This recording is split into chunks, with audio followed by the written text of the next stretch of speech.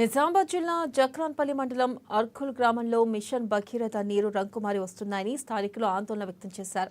దీంతో తాము అనారోగ్యాల పాలవుతున్నామని గ్రామస్తులు ఆవేదన చెందారు. గత కొన్ని రోజులుగా ఇదే విధంగా నీళ్లు రావడంతో తాగాలంటే భయమేస్తుందన్నారు. ఇదే విషయం అధికారులను అడిగితే నీళ్లు శుద్ధి చేసే కెమికల్స్ రావడం లేదని సమాధానం చెబుతున్నారని పేర్కొన్నారు.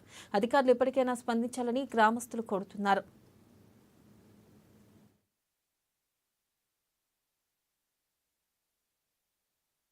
గ్రామంలో మిషన్ భగీరథ వాటరు గత 10-15 రోజుల నుంచి ఎర్రగా పచ్చగా వస్తున్నాయి.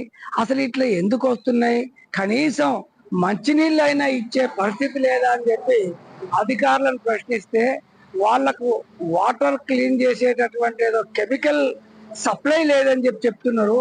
మీరు అవి సప్లై లేకపోవటం ఏమో కానీ ఈ నీళ్ల వల్ల ప్రజలు అనారోగ్యానికి గురవుతున్నారు.